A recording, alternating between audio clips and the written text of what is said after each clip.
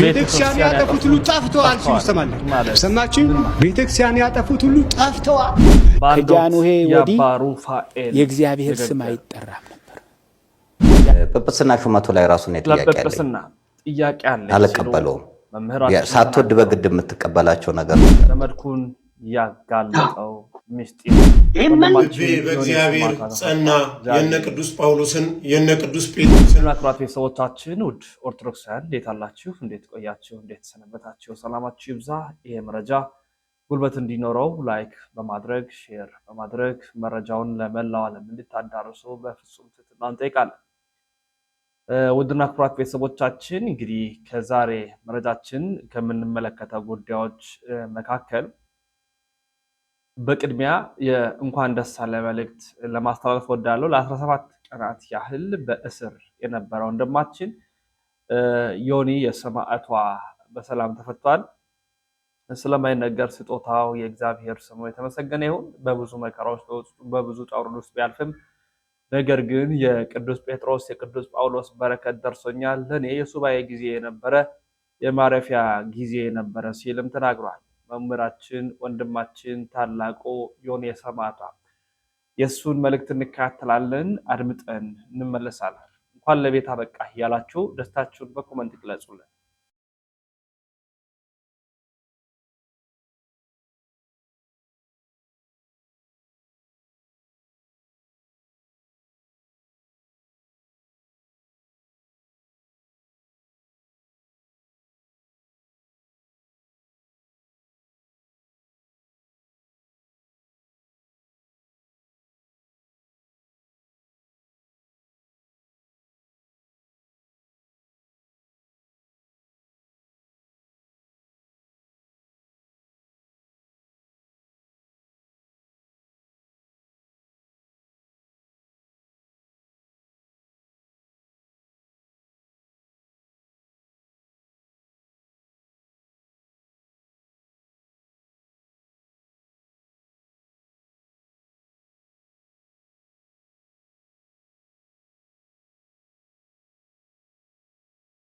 ልቤ በእግዚአብሔር ጸና የነ ቅዱስ ጳውሎስን የነ ቅዱስ ጴጥሮስን በረከት እንድናይ የረዳን እግዚአብሔር የተመሰገነ ይሁን። ከ17 ቀን ዓለም እንደምትለው እስራት እኛ ኦርቶዶክሳውያን ባለማህተቦች እንደምንለው ከ17 ቀን የሱባኤ ጊዜ በኋላ እኔ ወንድማችሁ መጥቻለሁ። በመላው ዓለም ላይ ሆናችሁ ስለኔ ስትጨነቁ ስለኔ ስታስቡ ለኔ ድምጽ ስትሆኑ የነበራችሁ ኢትዮጵያውያንና ኤርትራውያን እጅግ አድርጌ ላመሰግናችሁ እወዳለሁ።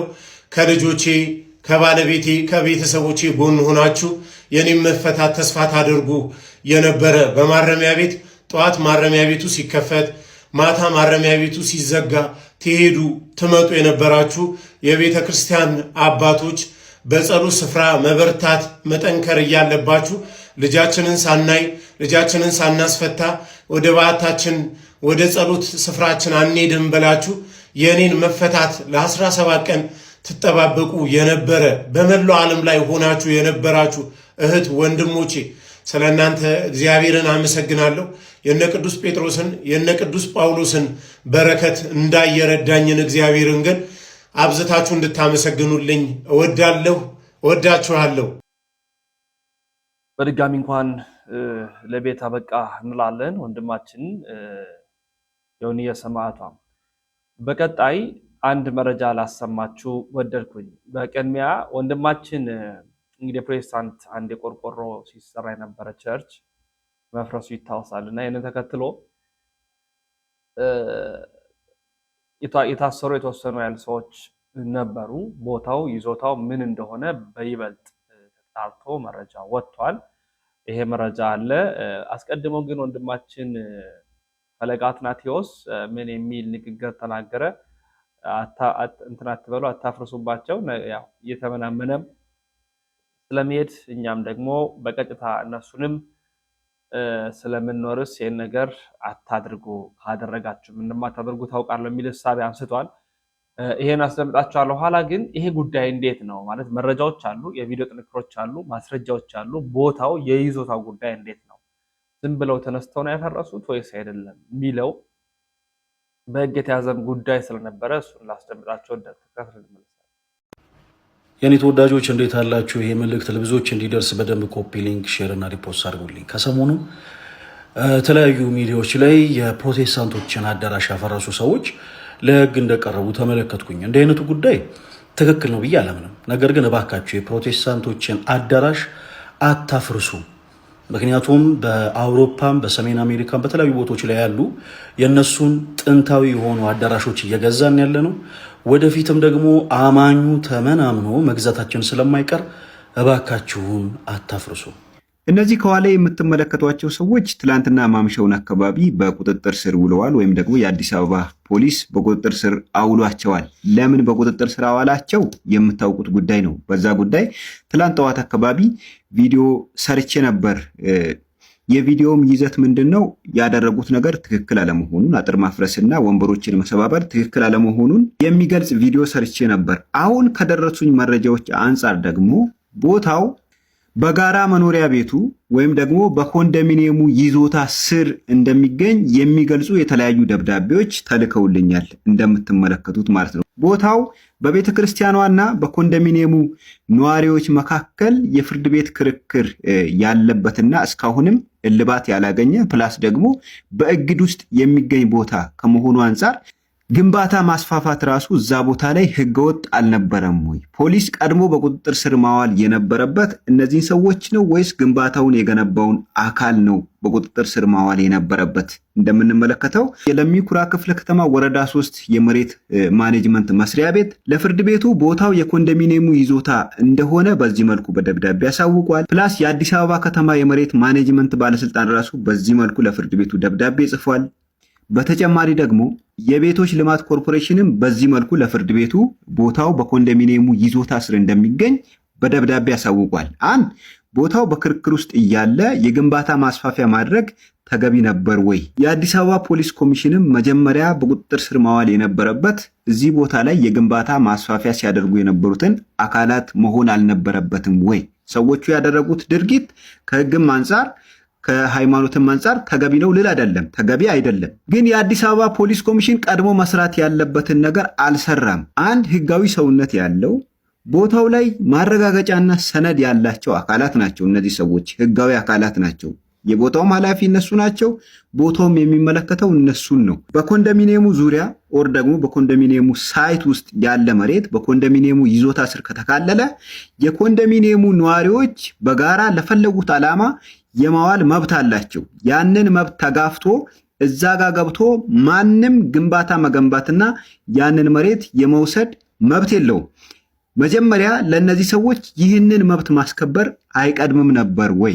ስለዚህ እንዳጠቃላይ ቦታው አንድ በኮንዶሚኒየሙ ሳይት ይዞታ ስር ነው የሚገኘው። ሁለት ደግሞ ምንም አይነት የግንባታ ማስፋፊያ እንዳይደረግ በእግድ ላይ የሚገኝ ቦታ ላይ የግንባታ ማስፋፊያ ማድረግ በራሱ ወንጀል አይደለም ወይ? የኮንዶሚኒየሙ ነዋሪዎች ወይም ደግሞ የኮንዶሚኒየሙ የነዋሪዎች ማህበር በራሱ እውነት የለውም ወይ? ይህንን ነገር የአዲስ አበባ ፖሊስ እንዲያጣራና ትክክለኛውን ውሳኔ እንዲወስን ጥሪ እናቀርባለን። ይመቻቸው። እንግዲህ ጉዳዩ በህግ የተያዘ ሆኖ እያለ ነው እነሱ በቀጥታ ሄደው ያንን ቦታ ላይ ስራ የሰሩት። ይህንን ተከትለው እንግዲህ በቀጥታ እንዲፈርስ ተደርጓል። ታዲያ በህግም የተያዘ ጉዳይ አሁን ጉዳዩን ወደ ሌላ መስመር ሃይማኖታዊ ተኮር አድርገውታል። በጣም በሚያሳዝን መልኩ በተለይ ኦርቶዶክስን ለማጥቃት የተኬደበት ርቀት እንደሆነ ነው የታወቀው። ነገር ግን እንደምትመለከቱት ይህን ሴራ የማክሸፉ የኛ ስራ ስለሚሆን መረጃዎችን በማዳረስ ማስተጋባት ይጠበቅብናል ብዬ አስባለሁ። አባ ሩፋኤል እርግጥ ኮሮና አካባቢ ነው ትንሽ ቆየት ብሏል ቪዲዮ ከተሰራ እና አሁን ቪዲዮ ሲዘዋወር አይቼ ገርሞኝ ነው። እንደው እንዲህ ብሎ ነበር እንዴ ብዬ ማለት ነው ራሴን እንድመለከት ነው ያደረጉኝ በጣም በሚያስገርም መልኩና አባ ሩፋኤል አቡነ ሩፋኤል አሁን የሰባት ሀገረ ስብከት ሊቀ ጳጳስ አሁን ጋምቤላ ላይም ጥያቄ ቀርቦባቸዋል። እዚህ አርሲ ላይም ባለፈው በነበረውም ደግሞ አይታችኋል። የታቦት ጋር በተገናኘ እሳቸው አባት ናቸው ያለ የሚለው ራሱን የቻለ ጥያቄ ነው። እንዲህ ብሎ ነበር። በሚገርማችሁ መልኩ ከጃንዌ ወዲህ የእግዚአብሔር ስም ተጠርቶ አያውቅም። ለመጀመሪያ ጊዜ ተጠራ በጠቅላይ ሚኒስትር ዶክተር አብይ አህመድ ዘመን ነው። እንደው ስለሳቸው ምንም መናገር የማይጠበቅበትም ምንም የእግዚአብሔር ስም አልተጠራም። ለመጀመሪያ ጊዜ እኔ ማህበረ ቅዱሳን መቼ ነው የተቋቋመው? እንደው ሌላው ቢቀር 1984 አይደል? እንግዲህ ዘመኑን ታውቁታላችሁ። ኢህአዴግ የተነሳበት ጊዜ ነው። ማህበረ ቅዱሳን ተቋቁሞ ያ ሁሉ አጥቢያ ቤተክርስቲያናት ታንጸው ያ ሁሉ ነገር ኖሮ ያ ሁሉ ብፁዕ ቅዱስ ፓትርያርክ አቡነ ጳውሎስ ጀምሮ የነበረውን መንፈሳዊ አገልግሎት እናውቃለን። አሁን ደግሞ ያለውን እናውቃለን። እና ለመጀመሪያ ጊዜ ከዛ ጀምሮ ነው አሉ። የወቅቱ የኮሮና ጊዜ አካባቢ ነውና እንደው እነኚህ አባት አስቀው ሊገሉ ነው። እስኪ እንስማቸዋለን። ከጃንሆይ ወዲህ የእግዚአብሔር ስም አይጠራም ነበር። ከጃንሆይ ወዲህ የእግዚአብሔር ስም ይህም በሽታ ከመምጣቱ በፊት የእግዚአብሔር ስም መጠራት የጀመረው በዶክተር አብይ አህመድ ዘመን ነው። በዚሁ ላይ እንዳለ ሁሉ እግዚአብሔርን የማያውቀው ሁሉ እግዚአብሔርን የፈለገበት ጊዜ ስለሆነ የእግዚአብሔርን ስም እንጠብቅ፣ እግዚአብሔርን ስሙን እንጥራ። ከውሸተኛ ሚዲያዎች ያልሆነውን ሆነ ብለው ከሚያወሩ፣ የህዝብን አእምሮ ከሚረብሹ፣ የመንግስትን ስራ ከሚያበላሹ፣ የሰውን ገጸ ባህሪ ከሚያበላሹ ሐሰተኛ ሚዲያዎች ራሳችንን ጠብቀን እየተረዳዳን እየተፈቃቀርን ለወንድማችን እየቆምን ዘመኑን እንድንሻገር አባታዊ መልእክቴን አስተላልፋለሁ። እንግዲህ ተከታትለን ተመልሰናል። እንድትዝናኑ ነው። አንድ በግጥም የድሮ ስርዓት ናፋቂ የሚል ሐሳብ ያለው አንድ ያስተላለፈው መልእክት በጣም የገዛኝ ስለሆነ ተከታትለን እንመለሳለን። አሁን ላይ ከድሮ ብዙ ለውጥ አለ፣ ማንም ሰው አይክድም። ድሮ በካልሆነ ሰው አይታረድም። ድሮ ህዳር ቢታጠን ነው ከደመራው በዓል ከመስቀል ቀጥሎ እንጂ አይታወቅም ቤተ እምነት ተቃጥሎ። ድሮ ብሩ አቅም ነበረው ሰው ባለው ይረካል፣ ልጆቹን ለትምህርት ሩቅ ቦታ ይልካል፣ መርቆ ይሸኛል ሲመደቡ የትም። ፊልም ላይ ካልሆነ ሰው አይታገትም። በእርግጥ ድሮ አልፎ አልፎ ባይጠፋም ኮሽታ አሁን ነው የመጣው ሙሉ ስሙንና አካውንቱን ልኮ ብር አምጡ የሚል ሽፍታ። ድሮ አንድ ቦታ ላይ ሰው ተጋብቶ ወልዶ አሳድጎ ይድራል። አሁን በአንድ ትዕዛዝ ሰፈሬ ነው ያልከው ሜዳ ሆኖ ያድራል። ከዛም ይበተናል በየጥጋ ጥጉ ከላይ ያሉት ድሃ ስለማይፈልጉ። ድሮ ሰላም ነበር ጊዜው አስተማማኝ፣ እንኳን ሰርቶ የሚያድር አይራብም ለማኝ። ብርቅ ሆነብን እንጂ አሁን ስናገረው ቢያንስ ቤት ነው እንጂ ደሃ ሀገር ነበረው። እናም ለዚህ ሁሉ ምን ላድርግልህ ብሎ አምላክ ቢጠይቀኝ እነግረው ነበረ የድሮ ስርዓት እንደሚናፍቀኝ። እንግዲህ ወደ ቀጣይ መረጃችን ስናመራ በቀጣይ መረጃችን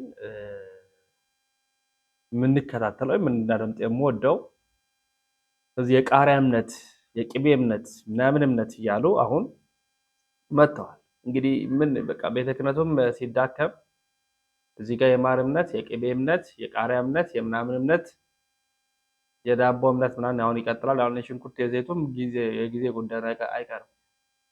አጥማቂዎች ደግሞ በቃ አጥማቂ ነን የሚሉት ሁሉ እንትናውንም እያነሱ እንግዲህ እቺ ቤተክርስቲያን መስመሯን አስቷታልና በጣም በሚያሳዝን መልኩ ከጊዜ ወደ ጊዜ ወዴት እየሄድን እንዳል አስተዳዳሪዎች ነን ተብላችሁ በየቦታው ላይ ያላችሁ ለሆዳችሁ ለብራችሁ ስትሉ የተቀመጣችሁ ይቺን ቤተክርስቲያን ዋጋ የምታስከፍሉ የጊዜ ጉዳይ ነው። አባቶቻችን ያላደረጉትን በየትኛው መጽሐፍ ያልተጻፈውን በየትኛውም ቦታ ላይ የሌለውን አዳዲስ ስርዓቶችና ልምምዶች እያመጣችሁ ዋጋ የምታስከፍሉን በደብሩ ላይ ያላችሁ አባቶች ናቸው፣ አስተዳዳሪዎች። እና አሁን ደግሞ የቅቤ እምነት ማነው የቃሪያ እምነት ተብሎ ደግሞ መጥቷል። ቃሪያም ልንገዛ ነው ማለት ነው። ንካታ በዚህ ልጅ ቪዲዮ ምክንያት የቃሪያ እምነት የለም የምትሉ ሰዎች በደንብ እንድትሰሙኝ እፈልጋለሁ። ሁላችሁም ይሄን ቪዲዮ በደንብ አድርጋችሁ ሼር እና ኮፒ ሊንክ ላይክ እያደረጋችሁ ለብዙዎች እንዲዳረስ አድርጉት። ሁላችሁም ቤቱን ፎሎ አድርጉት እና ደግሞ የፊታችን እሁድ ሰኔ 21 ወደ ኩኬለሽ ማርያም ገዳም ማለት ነው ጉዞ አዘጋጅተናል። እጅግ ታላቅ የሆነ ዓመታዊ በዓል ነው። ያው እንደምታውቁት ሰኔ 21 ቅዳሴ ቤቱ አይደል የሚመታችን እና ጉዞ ወደ ኩኬለሽ ማርያም አዘጋጅተናል። መጓዝ የምትፈልጉ ሰዎች ብቻ በ0961 21 እየደወላችሁ ተመዝገቡ። እስኪ ይችን ልጅ ሰምተናት እንመለስ።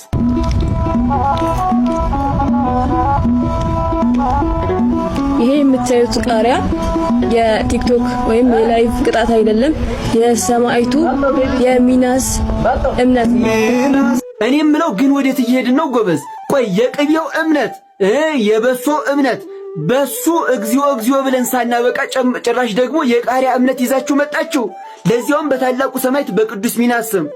ኧረ ተው ባካችሁ። ቤተ ክርስቲያንን በዚህ ልክ እንዲጸበሏ መቻነሳት፣ የቦታው አፈር መቻነሰ። ቤተ ክርስቲያን ቆይ ምን ጭማሪ ያስፈልጓል ነው እንደዚህ የሌለ ነገር እየጨማመራችሁ ሰውን ግራ የምታጋቡት? ቆይ ደረባካችሁ ጭራሽ የቃሪያ እምነት። እኔ እንጃ ግን እሺ እስኪ እንዴት እንጠቀመው? ጾማችንን ውለን ከዚያ ቃሪያውን እንዲቆይ ሰው በጨጓራ ህመም አልሞት አላችሁ እንዴ? ኧረ እባካችሁ በዚህ ልክማ ማለት ነው በጣም ይከብዳል። እውነት እኔ እንጃ ምን እንደምል ቃላት የለኝም። እንዲህ በቃ ይሄ የቅዱስ ሚናስ ምናምን ብላችሁ እንትን አትበሉ። ይሄ ራሳችሁ የሰውን ትኩረት ለመሳብ ራሳችሁ የፈጠራችሁን ነገር ነው። ራሳችሁ የፈጠራችሁን ነገር እንጂ የቅዱስ ሚናስ በጸበሉ ይፈውሳል፣ በቦታው አፈር ይፈውሳል። ቃሪያ አያስፈልገውም። እንዲህ ቃሪያውን ለምግብነት ተዉት። ሰውን ግራ አታጋቡት እባካችሁ። እኔ እንጃ ምን እንደምል አላቅም። እስኪ እናንተን አስተያየት ኮሜንት ላይ አስቀምጡልኝ። ቪዲዮውን በደንብ ሼርና ኮፒ ሊንክ ላይ ሪፖስት እያደረጋችሁ ለብዙዎች እንዲደርስ አድርጉት። ሁላችሁም ቤቱን ፎሎ አድርጉ። እወዳችኋለሁ። ክብር በሉልኝ። እምነትሽ አድኖሻል በሰላም ሂጂ እያለ የፈወሰ መለሳቸው እንጂ ቃሪያ ግዙ፣ ሽንኩርት ግዙ፣ ቅቤ ግዙ፣ ዘይት ግዙ እያለ አላስተማረም። ነቢያቱም ሐዋርያቱም ኋላ ከክርስቶስ በኋላ የመጡ ሐዋርያቱም እንዲሁ በነፃ ያዳኑ በተሰጣቸው ተአምር እየፈወሱ መለሷቸው እንጂ ይሄን ካልገዛችሁ እንዲህ ካልሆናችሁ እንዲህ ካላደረጋችሁ እያሉ አላኳቸውም። ሐዋርያን አበው ኋላም የመጡ ሰማዕታት አባቶቻችን ሊቃውንትን በመጽሐፎቻቸው እንዲህ አላስተማሩንም፣ እንዲህም አላየንም። አሁን ጊዜ ያመጣቸው ፕሮሞሽን በጣም በሚሊዮን ተከታይ ያላቸው ቤተክርስቲያናት አሉ። ኢኦቲሲ እንኳን የሌለውን ወይ ማህበረ ቅዱሳን የሌለውን ተከታይ አንድ ቤተክርስቲያን የሆነ ጸበል አለኝ ይፈውሳል የሚል ቤተክርስቲያን በሚሊዮን ተከታይ ያለው የፕሮሞሽን ስለሆነ ማለት የፕሮሞሽን ስራ ስለሚሰራበት ሌላው አያድንም እስኪባል ድረስ ድነት ያለው እዚህ ብቻ ነው እየተባለ ስውራ በሉ ሰሚነሽ በሉ ምን በሉ በርሜል በሉ የትኛውንም ጥሩ እዛ ብቻ ድህነት እንዳለ እየተመሰለ ፕሮሞሽን ይሰራል። ሁሉም ግልብጥ እያለ ይሄዳል። ለሚስጢሩ በቅዱስ ቁርባን እንኳን ተጋፋይ እንዳንሆን እንኳን ይሄ ጸበል የሚለው ነገር አይምሮቻችንን ሸፍኖ ይዘውታል። ይሄው አሁን ደግሞ ጭራሽ በዚህ መንገድ ደግሞ ተመታ። በሚስጢራት ሁሉ በላይ ሚስጢር መደምደሚያው ቅዱስ ቁርባን። ይሄን እንኳን በየቤተ ክርስቲያኑ የተሰጠ ጸበል በየቦታው የተሰጠ ዛሬ አጥማቂ ነን የሚለው አሁን ከግለሰብ ወደ ቤተ ክርስቲያን ደግሞ እንደ ተቋም ደግሞ ሆኗል። ድሮ ግለሰብ አጥማቂያ ነው አጥማቂዎች ናቸው የተወሰኑ አሁን እንደ ቤተ ክርስቲያን መጣ። እንደ ቤተ ክርስቲያን የአጥማቂ ቤተ ክርስቲያን የምታጠምቅ ቤተ ክርስቲያን የሚል አይነት ነገር መጣ። ስርዓት ተጥሷል። ይሄን ወደዳችሁም ጠላችሁም ቤተ ክርስቲያንን የምናስጠብቀው እኛ ምዕመናን አባቶች እናንተ ሊቃነ ጳጳሳት ጠቅላይ ቤተ ክህነት እስከሆነ ድረስ ሁሉም ድርሻ አለ። ከመናገር ወደኋላ አለ። ይስተካከል። ይሄ በጣም እንዲስተካከል እንፈልጋለን። የተበላሸው እዚህ ጵጵስናው ላይ ነው። ከላዩ ነው የተበላሸው። ለዛ ደግሞ መምህራችን መምህር ደረጀ ነጋሽ እንዲህ ይላል። የብዙዎች ጥያቄ ነው ብዬም አስባለሁ። ልክ አለ። ጵጵስና ሹመቱ ላይ ራሱ ነው ጥያቄ ያለኝ። አልቀበለውም። ሳትወድ በግድ የምትቀበላቸው ነገሮች አሉ። አሁን እኮ አስተዳደረንም ሳትወድ በግድ የተሾመብን ትቀበላለህ። ምክንያቱም መጽሐፍ ቅዱሳዊ አይደለም። ለኔ ሲመትን ስታይ ቅዱስ ጴጥሮስ ዕጣ አጣጥሎ ነው ማቲያስን ያደረገው እንጂ ሐዋርያቶች እጅ አውጡ ተብሎ አይደለም ማቲያስ በይሁዳ ምትክ የተሾመው። ከነሱ የሚበልጥ ማን አለ አሁን ያለው ጳጳስ? ቅዱስ እስጢፋኖስ 7ቱ ዲያቆናትና ፊልጶስ ሲመረጡ ከናንተ መልካም የሆነውን ችግር የሌለባቸው በጎ የሆኑትን 7 ሰዎች መርጣችሁ ስጡን ያለው ቅዱስ ጴጥሮስ ለ8000 ጉባኤ ህዝቡ ነው መርጦ እነዚህ መልካም ናቸው ብሎ የሰጠው። ስለዚህ ስለ አርያ ያሳደገ ሰው ነው የሚያውቀው። ስለኔ የእስጢፋኖስ ሰዎች የለገዳዲ ሰዎች ናቸው የሚያውቁት። ስለ ትምህርት ቤቴ ቦሌም ኡራኤል መለስተኛ ወይንም ፑሽኪን ክለብ የተማርኩበት ቋንቋ ትምህርት ቤት ናቸው አብሮኝ ያሉት የሚያውቁት ምን ሰራ እንደነበረ ገብቷል። ስለዚህ ሲመቱ በራሱ የዘረኝነት ሲመት ጉቦ ከፍለው የተሾሙ አሉ። አስፈራርተው የተሾሙ አሉ፣ በትእዛዝ የተሾሙ አሉ። ይሄን አልቀበለውም ኢኔሴንስ እያስተዳደሩኝ ነው። አዎ ምርጫ ስለሌለኝ ግን አልቀበለውም፣ ውስጤ አይቀበለውም። አንዴ ነው። ሁለተኛው ቢሆን እኔ እንደውም ቅዱስ ሲኖዶስ ምእመናን ቢገቡበት ፈልጋለሁ። እኔ ልክ እንደ ሰበካ ጉባኤ የመወሰን ስልጣን ህዝቡም እንዲኖረው። ቤተ ክርስቲያን የአብርሃምና የመልከጼዴቅ ናት። የካህኑ መልከጼዴቅና የአበብዙኃን አብርሃም ናት። ያለ ምእመን ተሳትፎ ህዝቡን ለሙዳይ ምጽዋት፣ ህዝቡን ለገንዘብ፣ ሌላውን እኔ የምልህን አድርግ እየተባለ አስተዳደር ላይ የሌለ ሰው ወይንም የቅኔ መምህር ይሆናል ወይንም የአቋቋም መምህር አለቃ ተደርጎ ይሾማል። አስተዳደሩን ያውቀዋል? ማኔጀብል ነው ወይ? ግብፃውያን እኮ ጳጳሳቶች፣ ዶክተሮች፣ ኢንጂነሮች ናቸው። ለዚህ ነው ቅዱስ ሚናስ ገዳም ስንት ፋብሪካ ነው ያለው? ስንት ሰራተኛ ነው ያለው? 10% ግብፃውያን አንቀጠቀጡ ግብፅን። ትልልቅ ኢንካም ጀነሬት የሚያደርግ ነገር ያላቸው ግብፅ ነው። የፊልም ኢንዱስትሪውን ተመልከት፣ ገብተዋል። ቤተ መጽሐፍታቸውን ተመልከት። እኛ ጋር ምን አለን? ፊልም ቤት አለን፣ የፊልም ላይብራሪ አለን፣ ኢንዱስትሪ አለን። ዣንጥላ ጧፍ የምንገዛው ከላይ ነው። እኛስ አንዳንድ እያልን እየጠፋን የቁጥር ጉዳይ ነው የያዘን። አባታችን በጣም በሚያስገርም መልኩ አሁን ረገጥ ያለ እውነትነት ያለው መልእክት ይዞ መጥተዋል። እንካታ ቤተክርስቲያን ያጠፉት ሁሉ ጠፍተዋል ሲሉ ሰማለን። ሰማችሁ? ቤተክርስቲያን ያጠፉት ሁሉ ጠፍተዋል ይላል። ምን ማለት ነው ንግግራቸው? እንዲያ ብለው ግራኝ ማመር ጠፍቷል ይላሉ። ዲዮቅልጥያኖስ ጠፍቷል ይላሉ። ግራኝ ማመር እስከዛሬ እንዲቆይ ትፈልጉ ነበር እንዴ? ቅዱስ ጴጥሮስም እኮ የለ በስጋ እኮ ታሪኩ ሊኖር ይችላል። ቅዱስ ጳውሎስም እኮ በስጋ የለ። ደጋጎችም እኮ በስጋ የሉም እኮ። እነዚያም በስጋ ነው የሌሉ። ስራቸው ዛሬም እየቀጠለ ከሆነ ሙተዋል ማለት አይቻልም። ጠፍተዋል ማለት አይቻልም። አሉ ስራቸው እየቀጠለ። ግራኝ ማመር ሙተዋል ማለት ምን ማለት ነው? ስራው ከቀጠለ ቤተክርስቲያን የነኩት ሁሉ ጠፍተዋል ማለት የወዲት ጉዲት ጠፍታለች ማለት ዛሬ እሷ ትራካለ አለች ማለት ነው። እሷ እስከ ዛሬ ልትቆይ አትችልም። ንግግሮቻችን በደንብ ካላየናቸው በከንቱ ንግግር እየጠፋንን የቀድሞ ታሪክ እያወራን ከሆነ በእውነት ለመጥፋታችን ምክንያት የለንም። እኛው ራሳችን ጥፋታችን ከንስር የፈጠነ ሆኗል። ዛሬም ቢሆን እጃችን ላይ ባለው መስራት ካልቻልን የለንም። እግዚአብሔር ሙሴን ሊያድነው ሲፈልግ አንድ ነገር ጠየቀው። በደንብ ስሙ። እስራኤል ሊያድነው ሲፈልግ እግዚአብሔር ሙሴን አንድ ጥያቄ ጠይቆት ነበረ። ምን አለው መሰላችሁ? ምን ይዛል እጅ ምን ይዛል? እግዚአብሔር እስራኤልን ሙሴን እንዲያድናቸው የፈለገው ከእጁ ላይ ባለው ነገር ነበር። ከእጁ ላይ ባለው ከእጃችን ላይ ምን አለን? አዎ እማንዋሸው አሁን ከተጠቀምንበት ከእጃችን ላይ ያለ ክርስቲያኖች በብዛት አለን። ይሄንን ማንኳል ባለን ነው መንቀሳቀስ ያለ ባለን እጅ ላይ ምን አለ ካለ በኋላ በያዘው ህትና ባይር ክፈል አለው። በያዘው ብትር ባይር ከፈለ። በያዘው ብትር ታምራት አደረገ። በያዘው ብትር እስራኤልን 40 ዘመን መራ። እጁ ላይ ያለውን ብቻ ነው። በእውነት አሁን ከእጃችን ላይ ያለ ቁጥር ብቻ ነው። ቁጥር ብቻ። ቁጥርን እንደቀላል ከቆጠራችሁት አሁንም ጥፋታችን ከማውራት ያለፈ ሊሆን አይችልም። ይህንን መቀየር ነው ወደ ኢኮኖሚ፣ ይህንን ወደ ህብረት መቀየር ነው። ይህንን ወደ መግባባት መቀየር ነው። ይህንን የአንድነት ምክንያት አድርገን መጠቀም ይችላል። ቁጥር ከእጃችን ላይ ያለው ሙሴ እጁ ላይ ባለው እስራኤልን አድኗል።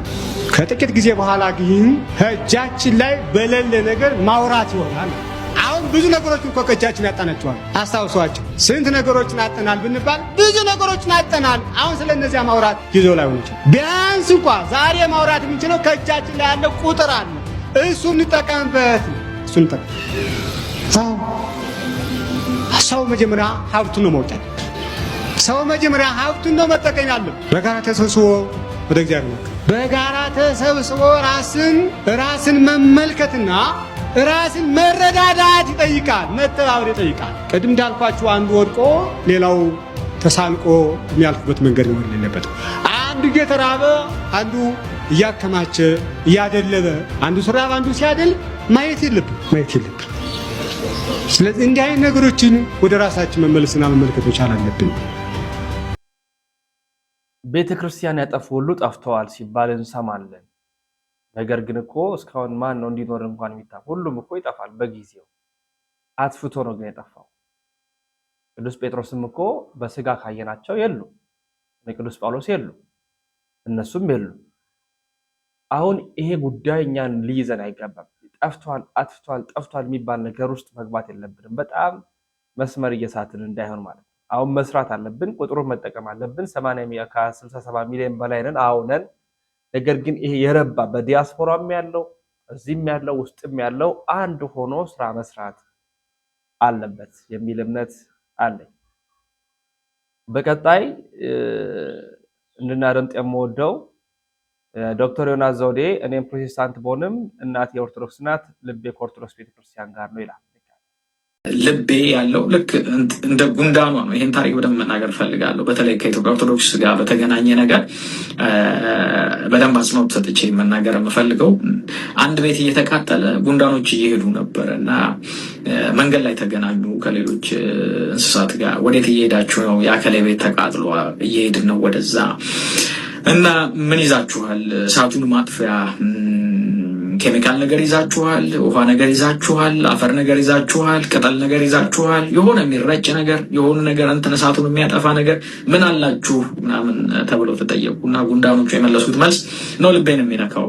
ያንንም ነው ማለት የምፈልገው።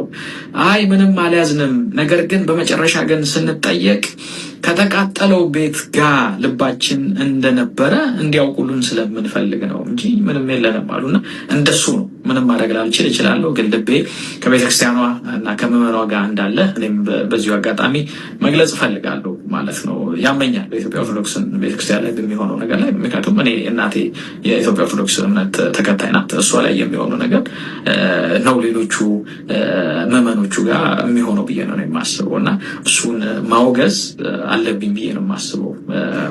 ስለዚህ የሚሆነው ግን ናሬሽን አብሮት አለ፣ ከበስተጀርባው ንግግሮች አሉ። አሁንም በየቸርች ውስጥ የሚነገሩት ንግግሮች ናቸው ዛሬ አደባባይ ላይ የወጡት። ይህንትን መንፈስ ቃቡበት እኔ የልቤንም ሐዘን ቁጭትም እና ተስፋ ምኞትም ሁሉ ነው ልናገር የምወደው ማለት ነው። ከአንድ ወዳጄ ጋር እናወራ ነበረ። የዚህ ቤት ችግር ሁለት ነገር ነው እንላለን። አንድም ሲኒየር ያለመኖር ብለን እንነጋገራለን። ብዙ ሲኒየር ሰዎች የሉም። ኦፍኮርስ ብዙ ሲኒየር ሰዎች የሉም።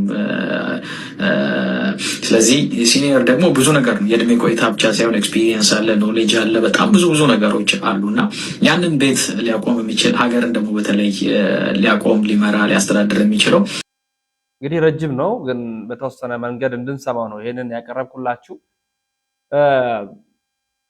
እቺን ቤተክርስቲያን መጠበቅ ያለብን የኛ የምዕመናን ግዴታና ውዴታ ነው። እኛንን መጠበቅ ያለብን እኛንን እቺን ቤተክርስቲያን መታደግ ያለብን እኛንን እቺን ቤተክርስቲያን ማጥፋት ያለብን እኛንን እቺን ቤተክርስቲያን መስራትም መጠበቅም ያለብን ከኛ ይጠበቃል። በመጨረሻ ወንድማችን ዘመድኩን በቀለ ያወጣውን መረጃ ሙሉ በሙሉ ይሄ መንጋ እየገረፍክ ካላስወጣ ይሄ መንጋ ልክ ካላስገባው ቤተክርስቲያን እንትን አትልም። አንተ የጳጳስ ልጅ የምታሳድገው የመነኩሴ ልጅ የምታሳድገው ምን ዕዳ አለብህ? ምን ዕዳ አለብህ? ምን ዕዳ አለብህ? በእግሩ እየሄደ ያስተምር፣ ከህዝብ ጋር እየተጋፋ ያስተምር።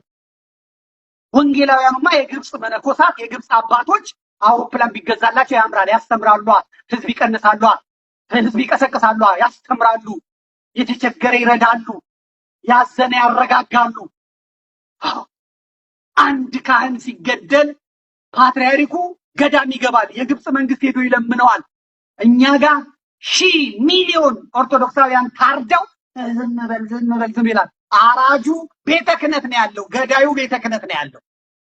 ሂድ ጳጳሱን አሜሪካ ሲሄድ ይዞ የሚሄደውን ሻንጣ ላይ የሚጭነውን ተመልከት። የሴት ቀሚስ፣ የሴት ፓንት፣ የሴት ጡት ማስያዣ፣ የህፃን ልጆች የወንድ የሴት የህፃን ልጆች ልብስ 4 ሻንጣ 5 ሻንጣ ውስኪ ቮድካ ነው ይዞ የሚሄደው። የምትጭኑ ሰዎች የላካችሁልኝ ቪዲዮ ታውቁ የለ ታዩት የለ እና የማንም ካለሞታ አሜሪካ ሄዶ በነፃ ከዛ በዶላር ይዞ የሚመጣበት ምክንያት የለም።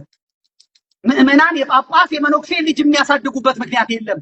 ምዕመናን የጳጳስ ባንክ በብር የሚያጨናንቁበት ምክንያት የለም።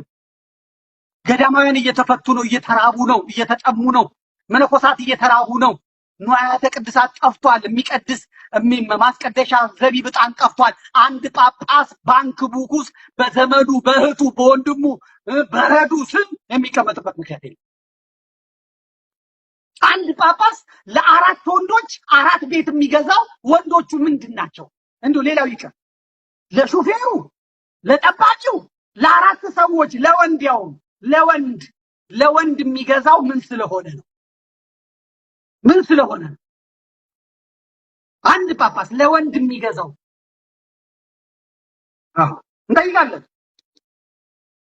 እንጠይቃለን።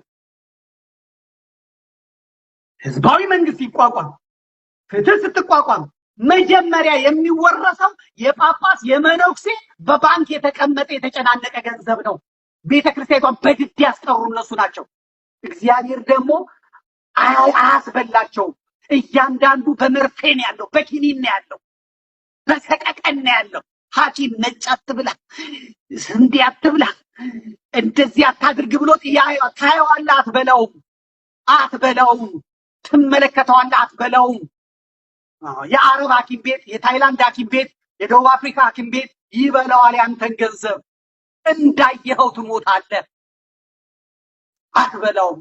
ለአጭን እንዳዝረበረብክ ትሞታለህ። ለሲኦል ነው የምትሆነው፣ ለሲኦል ነው የምትሆነው። እኔ ቤተክርስቲያን ያስተማረች እንደዚህ ነው። እኔ ስማር የኖርኩት እንደዚህ፣ ቅዱሳት መጽሐፍትን ሳነብ የነበረው እንደዚህ ነው። አባቶቼ እውነትን ይገልጹ የነበረው በዚህ መልክ ነው።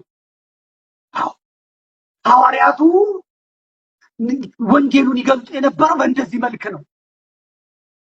ከገድል ከድርሳናቱ ከሊቃውንቱ መጽሐፍት ያገኘሁት ይሄንን ነው። ከመምህራኖች ያገኘሁት ይሄንን ነው። እውነት በኃይል በስልጣን ሲገለጥ ነው የማውቀው። ሳይለመር እሳት እየነደደ ነው የሚመጣው። ከዚህ በኋላ እሳት የላሰ ትውልድ ነው የሚፈጠረው። ቤተክርስቲያንን ነፃ የሚያወጣ ትውልድ ነው የሚፈጠረው። ዳዊት ደጋሚ እየተዋጋ ነው። መስቀል አንጠልጥሎ እየተዋጋ ነው። የሚጸልይ የሚሰግድ እየተዋጋ ነው። ያሸንፋል። ያ እየተዋጋ የሚመጣ ኃይል በቤቱ የተሰገሰገውን ይሄንን ካድሬ፣ ይሄንን ነፍሰ በላ፣ ይሄንን የተወደዳችሁ ቤተሰቦቻችን የዛሬ ቪዲዮ መረጃ ማስረጃዎቻችን ይህን ይመስላሉ። በሌሎች መረጃዎች እንመለሳለን።